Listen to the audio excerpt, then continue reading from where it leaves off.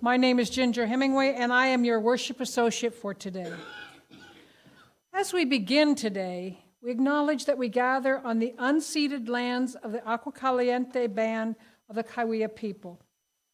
And we commit to grow in our understanding and relationship with this land and with the people who inhabited it and nurtured it before our arrival. In this congregation, where we strive to honor the inherent worth and dignity of every person, you are welcome no matter your sexual orientation or gender identity, your age or your size, whether you're rich or poor. We welcome people of all races, religions, and cultures. We welcome you wherever you come from and whoever you love. We welcome all of those who will learn and grow with us as we commit together to embrace the rich and beautiful diversity of the world. Our goal here is to build a community centered in justice, in compassion, and in love. We're glad you are with us this morning, whether you are here in the sanctuary or watching from home. Your presence is a blessing. Thank you all. Thank you for all you do to make this service enriching.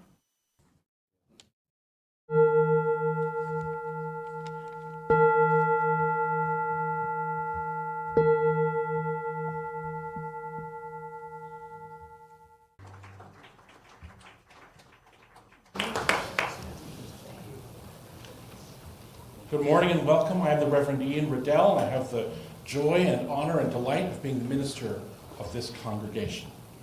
Come into this community woven from many threads, made of fibers coarse and strong, fine and smooth, somber and bright. Come into this community knit together from the yarns of our various lives, strengthened stitch by stitch, as we come together to share our stories and our songs, our hopes and our passion, our fears and our power. Join us as our many strands form one strong garment. Join us as our many threads become one hope for wholeness, peace, and love. Come, let us worship together. Will you rise, please, friends, in body and spirit, and start that worship by singing together our opening song, Love Will Guide Us.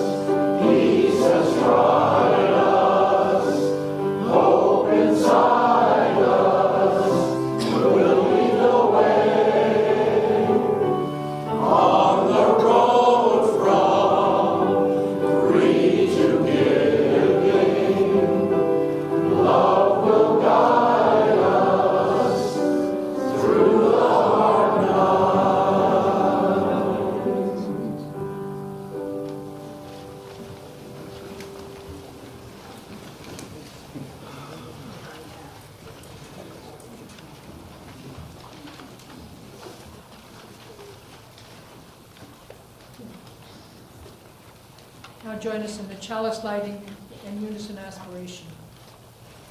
May the love be the spirit of this church. May the quest for truth be its sacrament, and service be its prayer. To dwell together in peace, to seek knowledge and freedom, and to help one another in fellowship. This is our ask Steve Toproff to light the biopop candle for us.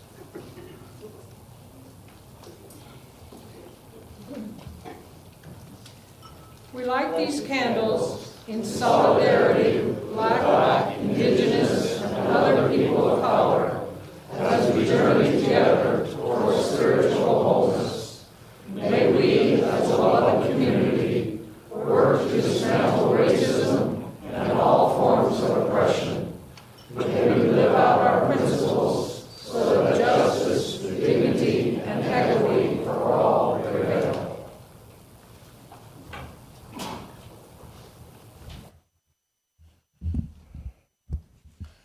Now, when our greeters, our wonderful greeters, can we just say, we're going to say thank you to our greeters. Thank you, greeters. It's a wonderful thing to hear from newcomers how warmly they felt greeted when they arrived at this congregation. We are always working on that to do better, and our greeters are wonderful. But you may have noticed this weird thing hanging out of your order of service. Maybe it looks like this or something else. I'd like you to grab it now if you have it near you. And if not, you can cheat with your neighbor. And it says yarn story. We're kind of going to engage a little bit. This is yarn, for those of you who didn't know. And we're going to engage in a little bit of focused thinking about our yarn. So I'd love for you to have the piece of yarn in your hand. If you can have, if you're sharing one, you can grab one end each. And just play with it. It will not break. And if it does, it doesn't matter. Just play with it a little bit. Feel it. Tug it a little. Does it have any give? If you pull really hard, some of them will break. Anybody have one that'll break? Right. Some of them will break. Okay. That's okay. It's supposed to do that. Can you smell it? Smell it a little bit. Think about it. Compare it to the one your neighbor has. I said compare, I didn't say judge. Try and knot the ends of yours together with your neighbor's and see what happens. Do they tie together nicely? Do they slip apart? Play with it a little bit.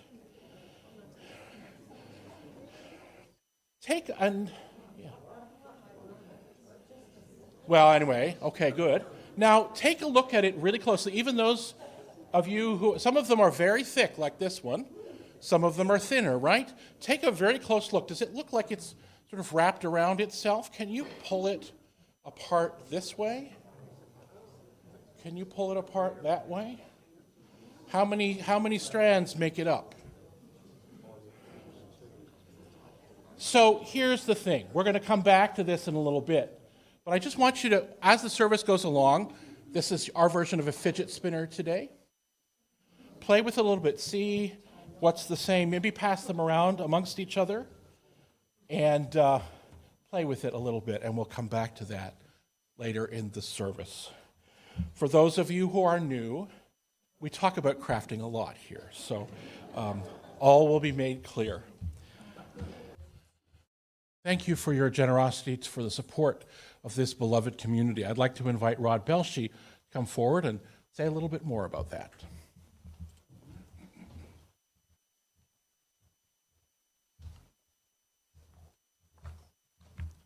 Hey, everybody. So this is the last testimony you'll have on the pledge drive. You can all cheer. And I decided something really simple, and that was, how many of you heard Jerry's talk last week? Was that like amazing? Okay, so we're just going to run it as a video, watch it again. Okay, maybe not. I've noticed various approaches to pledge drives at other places. In my more formative years, I heard the pledge drive presented as an obligation, or doing your fair share. Yeah, it was a Catholic church, so there was plenty of guilt offered along with the stewards as they sat at your kitchen table and discussed your finances and your pledge. Another approach is the rational appeal. Music costs this much, the minister costs that, here's the total, here's how much money we need. Well, that's of course the basis of sound budgeting. I'm not sure it really gets at the deeper individual benefit of pledging. In the Buddhist tradition, I heard it said that all of the services and teachings you have received were free. They were paid by the people before you. And if you find them personally beneficial, you may wish to make them available to those that come after you. A practice of generosity. I like that approach. Generosity has a much better feel than guilt or obligation or any of the others. Think about it a second. When disaster strikes, donations pour into the American Red Cross. But the response to that disaster was already paid for. People have been trained. Supplies are deployed. Places where people are going to go are already set up. The swell in donations is used to get ready for the next one. Similarly, we benefit from the generosity of those before us, and your generosity provides the gift of community to the next person who walks through those doors. To me, the pledge drive is another opportunity to deepen your spiritual practice. It took me way too many decades to recognize generosity is amazingly powerful stuff. It opens the heart. It calms the mind. It increases sensitivity to others. Test it. See if it works for you. Right now, lean over to the person next to you and compliment them on how wonderful their yarn is.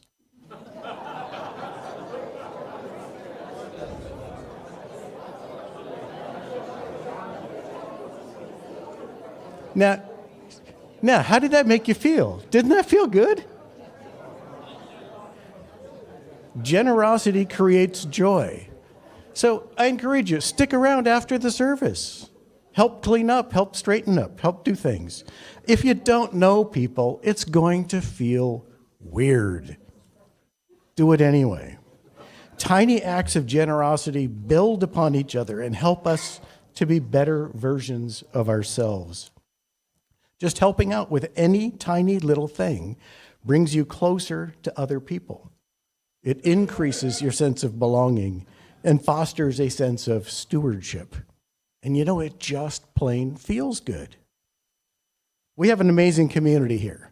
Now, I thrive in mountains and trees. I have no idea why I'm in the desert. But it's this community that keeps me here. I've never felt as connected to any community in my life. Please make the effort to connect with each other and deepen those connections. Join Cheryl on the social events. Help Carol with the auction. Help Mel on facilities. Join Jerry tending the grounds every Tuesday about 7:30, 8 o'clock. Tear down tables with Randy after the service. Join Tracy as a greeter. There's so many things you can do. Discover the deep joy that comes from being generous with your time and your talents. This truly is an amazing community of people who are here to support you no matter what. And your ticket is simply to just help out on some tiny little task.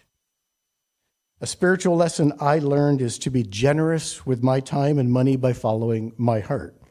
One day in 2017, I noticed a water leak over in that back corner. While I'd been coming here for a year, I hadn't really connected with anybody. I'm not outgoing. I'm horrible at remembering people's names. I just kind of wanted to fix the leak, but I figured I shouldn't sneak in and do a repair, so I was stuck. That got me introduced to the facilities committee, which eventually I joined, and then I led. And I learned that the tasks are just the means. The real goal, always, was building community. Right now, my heart leads me to the Sacred Grounds projects. Not a lot of surprise to too many of you there.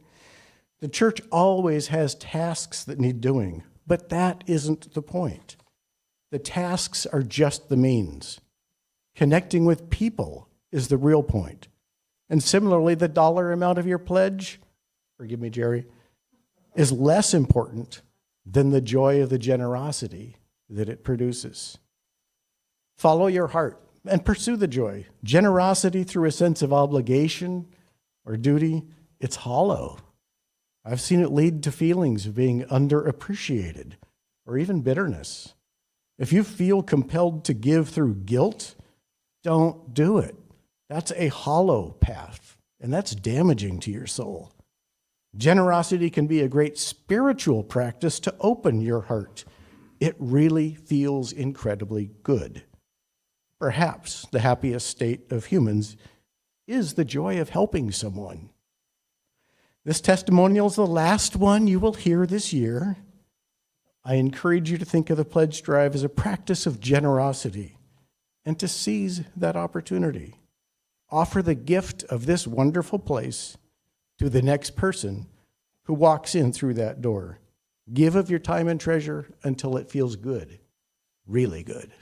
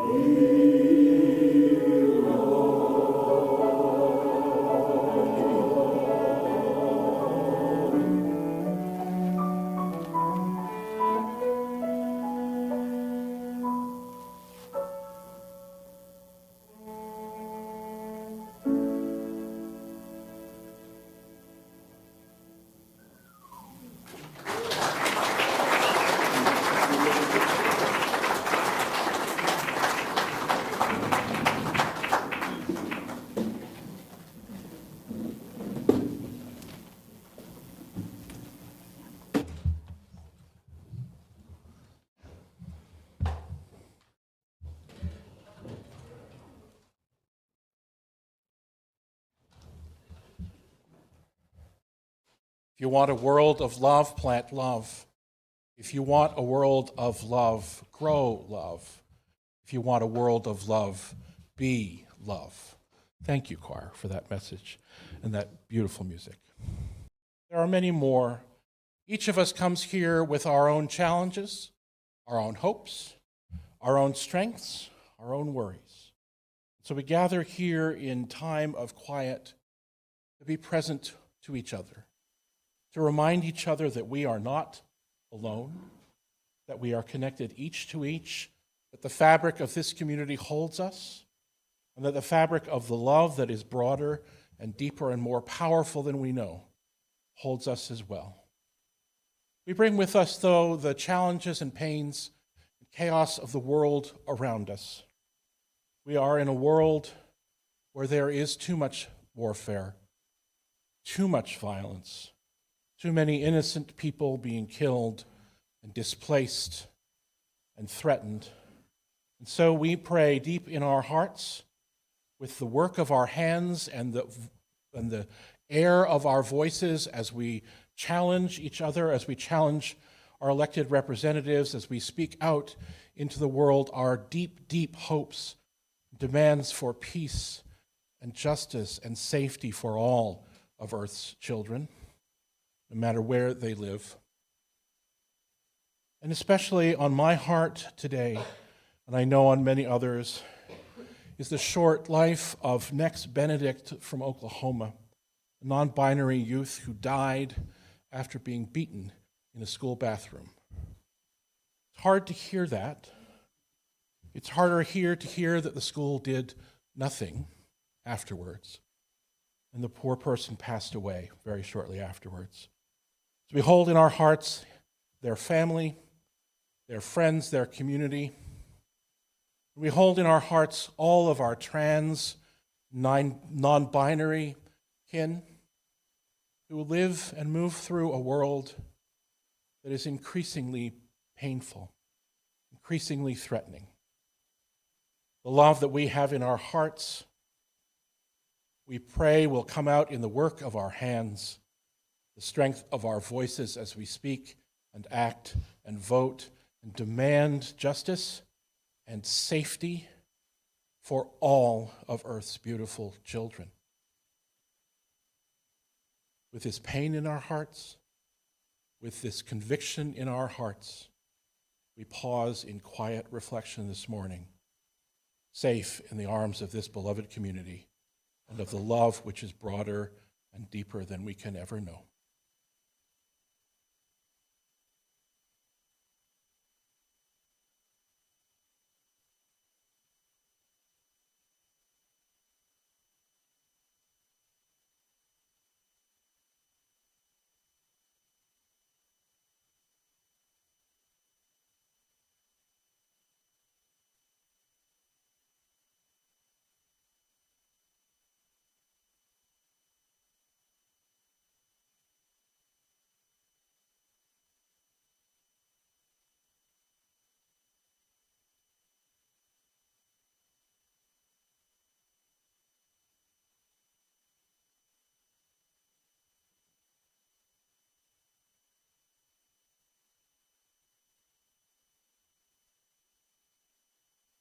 May all beings know peace. May all beings know an end to suffering. May all beings know love. Friends, will you join your voices together, please, as we sing together our hymns for meditation, Spirit of Life, Fuente de Amor.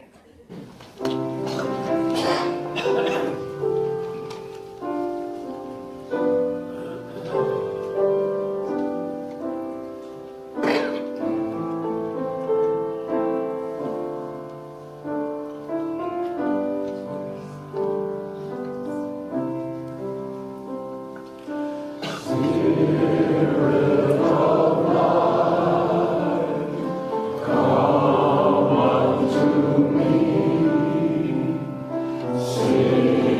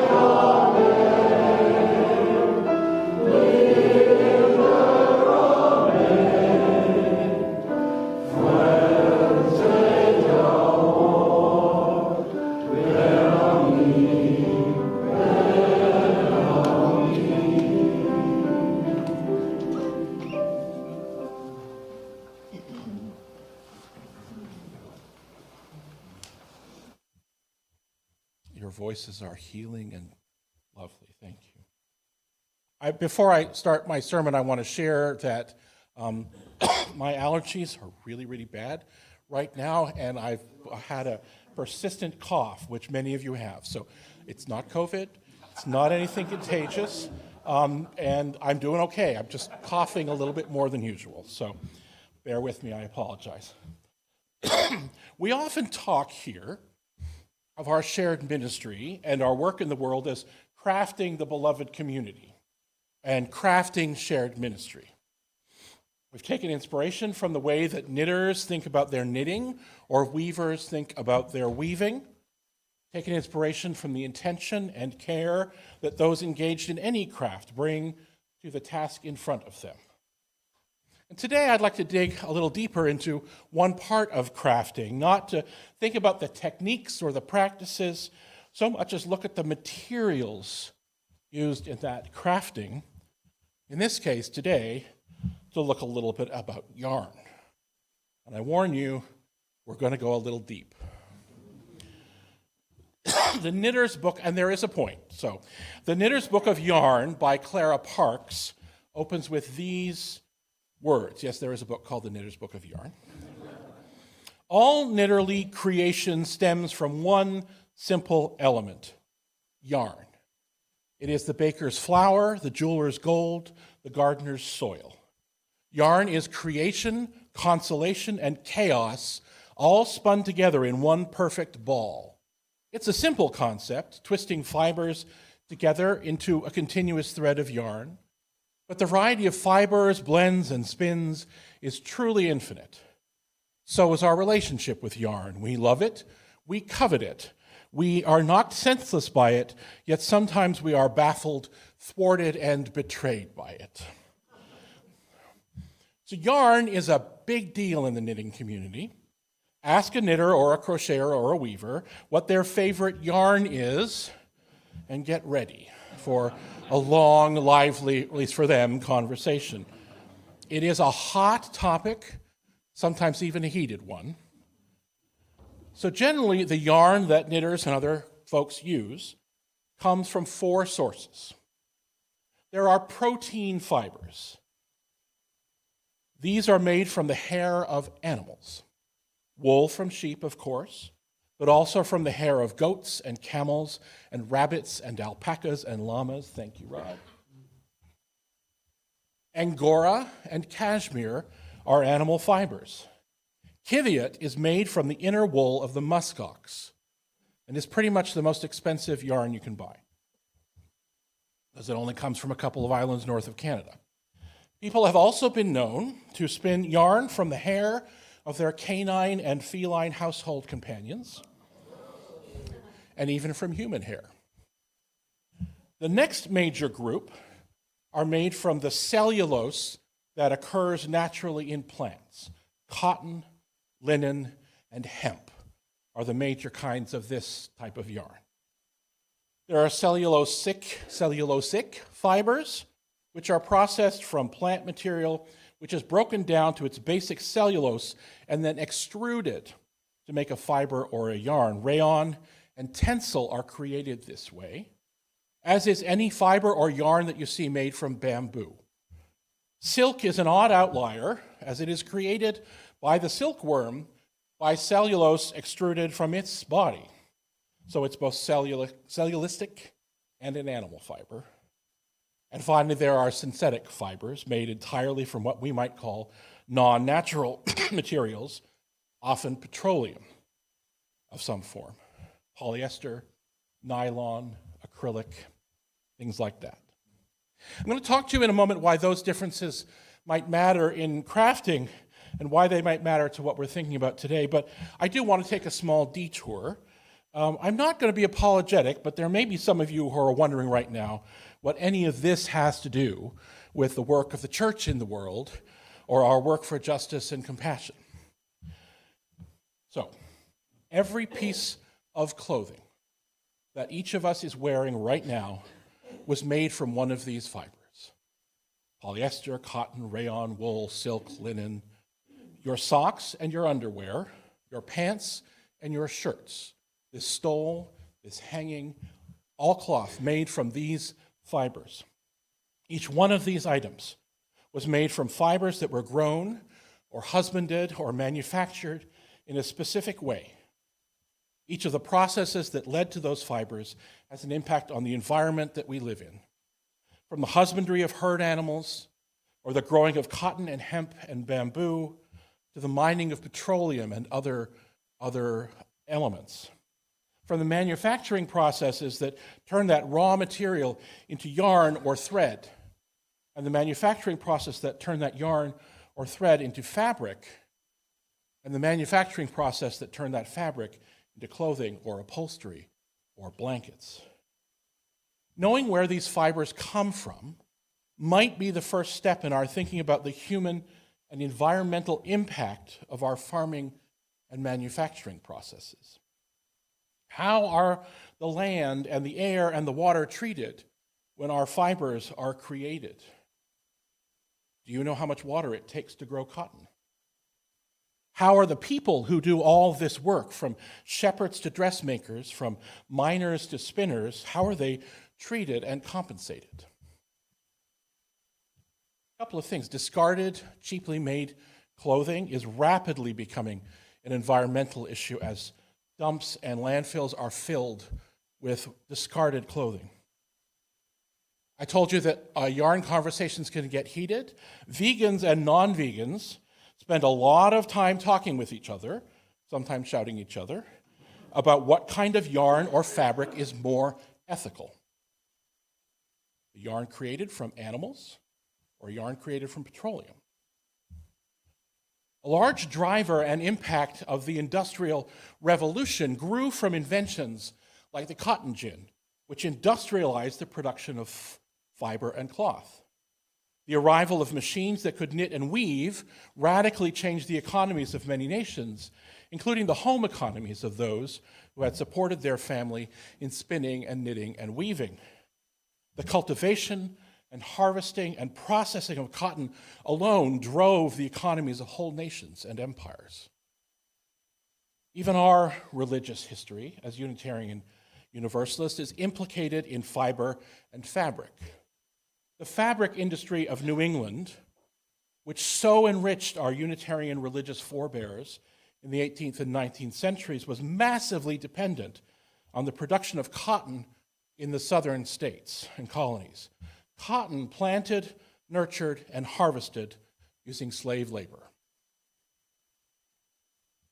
As we think about being ethical consumers, as we champion justice and safety for workers, as we work individually and collectively to lessen our environmental impact and live in better relation with the rest of the world, yarn and thread and fabrics made from them are pretty central. And sometimes we don't see them. So perhaps this is an invitation to think differently about some things that we often take for granted. Okay, back to the yarns themselves. One of the reasons that I invited you to play a bit with yarns earlier was to lead you to this. Each group and each manufacturing process creates different yarns and threads that have different capabilities and limitations. Some of the yarn you played with was a lot stronger than others. Some of it was smoother and softer than others. Some of it stretched. Some of it didn't. When you knit with silk or cotton, for example, it often happens that your hands and your wrists get quite tired much sooner than if you're knitting with sheep's wool or some more modern acrylic yarns.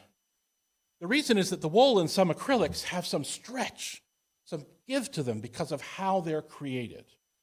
The cotton and the silk have almost no give, no stretch, and so they can be more tiring to knit with. A fabric made of wool will have the capacity to keep you warm, even if it gets wet. Did you know that? Wet wool can still keep you warm. That's why all of those heavy wool sweaters are so important to fishers and folks on boats. Cotton, however, will not keep... This is starting to sound like I don't like cotton. I love cotton. But we have to think about where it comes from. Cotton will not keep you warm when it's wet, right? Though it will make a much lighter fabric and more suitable for clothing in warm weather. You don't often wear a wool t-shirt in August here, but cotton or silk perhaps. There's a huge variety of yarns, and they all make different fabrics. Sometimes you want stretchy clothing. Think about those socks that you're wearing. And even if they're cotton, they're not stretchy because of the cotton. They're stretchy because of the lycra added to them.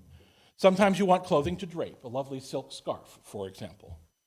One yarn is not better than the other. They're just different, and that diversity can be a strength. For me today, I'm thinking about the stretch and give that you get with animal fibers, especially wool, the way that they offer flexibility and kindness to the knitter that the firmness and tautness of silk or cotton don't. And then I think about our relationships with each other, the ways in which our relationships are stronger and more loving and more resilient when we encounter each other with stretch, with give, with generous hearts and generous minds, as we've been talking about this month. When we plant seeds of hope and love, as our choir invited us to do earlier. Think for a moment of a relationship in your life right now. It doesn't matter which one, but just think about it. Think about how it feels to you. Does it feel like there is flexibility in there? Is there give and take and stretch? Or is there rigidness? Is there an honoring of difference? Think for a moment of welcoming newcomers into our congregation. Are we curious to see who they will be, how the way they are in the world is beautiful and rich? Or are we hopeful they'll be just like us? When we think about what might be inviting to people here or supportive of people already here, do we think about just doing more of what we're already doing, or do we ponder flexibility, stretch, wonder what other ways people might feel welcome and safe and connected? Next Sunday, as we begin our month focused on equity, we're going to delve more deeply into this stretch and give as we think about accessibility together. Hope you can be here for that conversation. Now, when you start knitting, sorry, I didn't mean to shock you there. When you start knitting, you just start with what's available to you. Yarn from Michael's or Walmart, or that you've been given as a gift. You're not really worried about what it is as much as you are about learning how to handle it and how to do that knit stitch and have the same number of stitches in each row. But as you grow in your craft, as you learn more and more, you start to pay different attention. By experiment or observation or direct learning, you start to learn the differences between fibers and what they're best used for. You learn that knitting socks out of cotton can be tricky because cotton doesn't have that stretch that socks need. You learn that a sweater made with alpaca fiber may be beautiful, but it may stretch out of shape much more easily than one made of wool. You start to pay attention to difference and learn to make each item with the type of fiber that would suit its best. You become more skillful as you plan your work. This, and Rod's comments about means and ends, makes me think about a Buddhist commitment, a practice that is called skillful means. My understanding of this is that we are called to reach out to those we wish to share with and lead toward enlightenment in ways that make sense and are helpful for the person we're reaching out to. There is no one-size-fits-all. It is okay to teach different people in different ways, to shape our message differently for different people. Right from the beginning of the Buddha's teaching life, he knew that each person and group he encountered needed to be taught in a way that they might hear and understand. And this wasn't a weakness, it was a strength. Using whatever method or language or story it took to guide someone to awareness or enlightenment was skillful means. I shared with you a while ago the story from the Lotus Sutra about the burning house. A man was faced with the horror of his house on fire with all of his children inside. The children ignored his cries for them to escape because they were distracted by games and toys inside the house. They wouldn't pay attention and see the danger approaching them. So the man realized he needed to do something different than just yell, and so he offered to each of his children their favorite thing, a pony, a top, a stuffed animal, a jumping rope. And each child was lured out of the house and saved from the suffering of the fire. The man used skillful means to save each of his children, just as Buddhists are called to be skillful in choosing how they share and teach and guide people toward awareness and enlightenment. In fact, for some, this is an explanation, an affirmation of the multiple different schools and sects of Buddhism, each a different path toward awareness and enlightenment because one path doesn't suit everyone. I also see in this the Buddha, through those who shared stories of his life and teaching, acknowledging that there are differences among people and that the differences aren't the problem. In many ways, this is awareness of different learning styles, different ways of being, different personalities, a long, long time before our Western understanding grew about these things. And we gain our learning about difference from many sources, from parents, from teachers, from ministers in pulpits, from media. And one of the ways that I have learned about this throughout my life has been from Star Trek. In Yarn and Star Trek in one sermon, okay. Gene Roddenberry, who was the creator of the original Star Trek series in the 60s and the creator of The Next Generation, and then inspiration for all that came after, once said this when he was asked about the deep themes of his creation. Diversity contains as many treasures as those waiting for us on other worlds. We will find it impossible to fear diversity and to enter the future at the same time.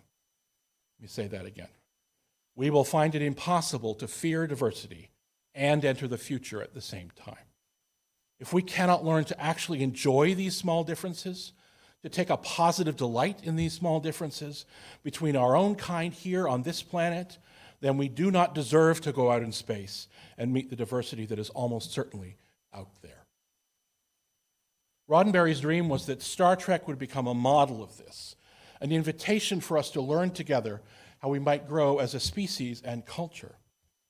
This idea was explicitly included in the original series, and then all the following permutations as a foundational piece of the philosophy and worldview of Spock's people, the Vulcans, the ones with the pointy ears.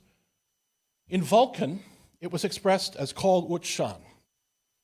In English, or Federation Standard if you're being picky, it is expressed by the acronym IDIC, I-D-I-C, infinite diversity in infinite combinations.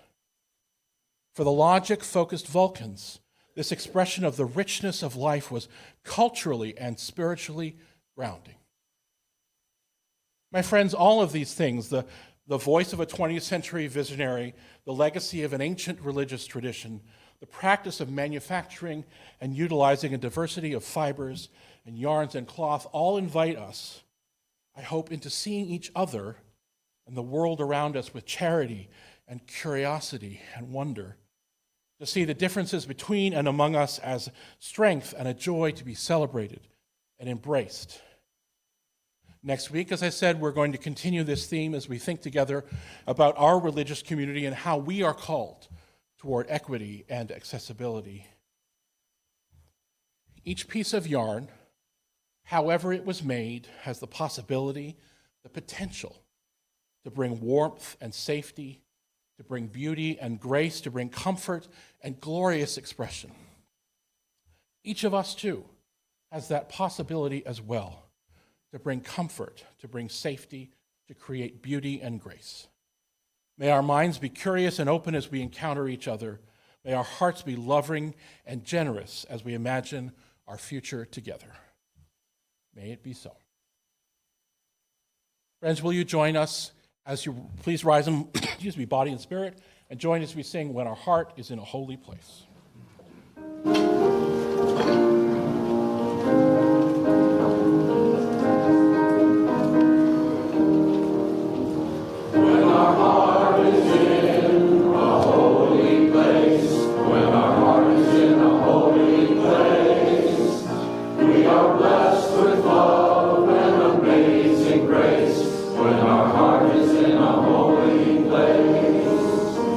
We trust the wisdom and the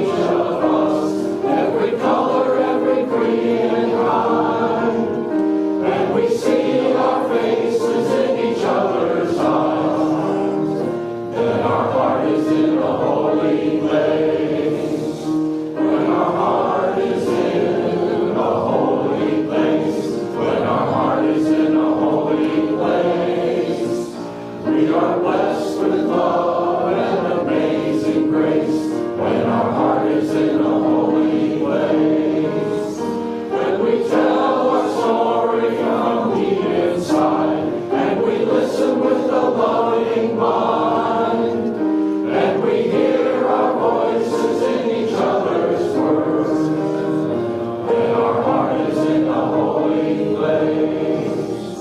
When our heart is in a holy place, when our heart is in a holy place, we are blessed with love and amazing grace. When our heart is in a holy place, when we share the silence of sacred space, and the God our heart serves within, and we feel the power of each other's fame, then our heart is in a holy place. When our heart is in a holy place, when our heart is in a holy place, we are blessed with love and amazing grace. When our heart is in a holy place, when our heart is in a holy place.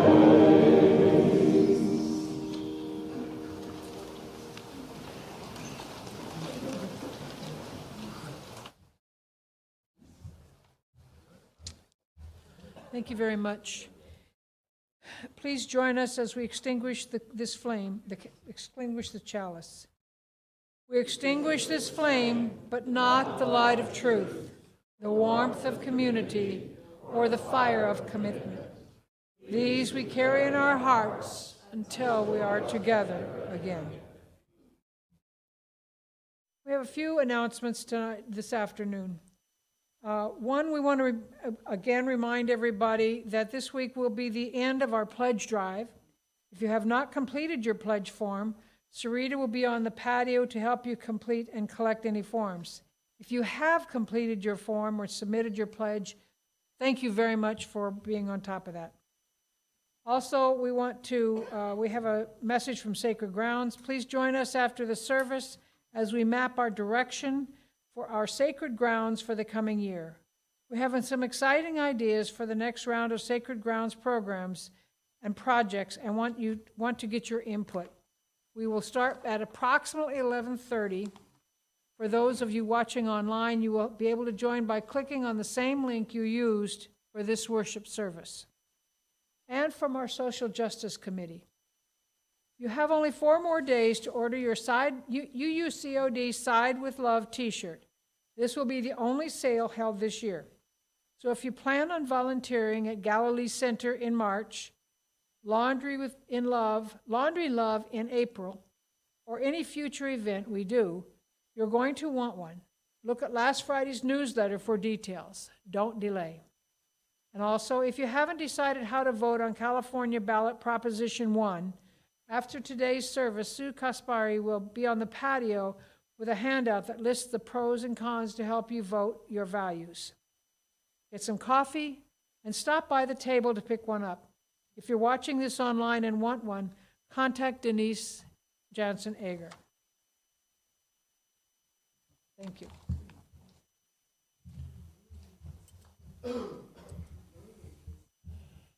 Friends, may the fabric of community which we knit together be as beautiful as it is welcoming.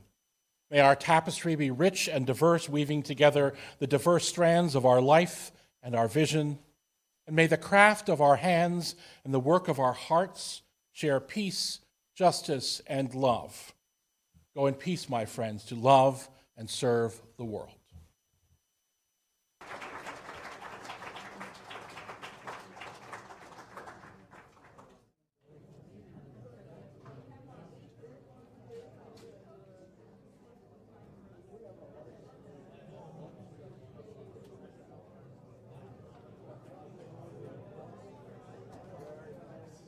Thank you. Good to see you.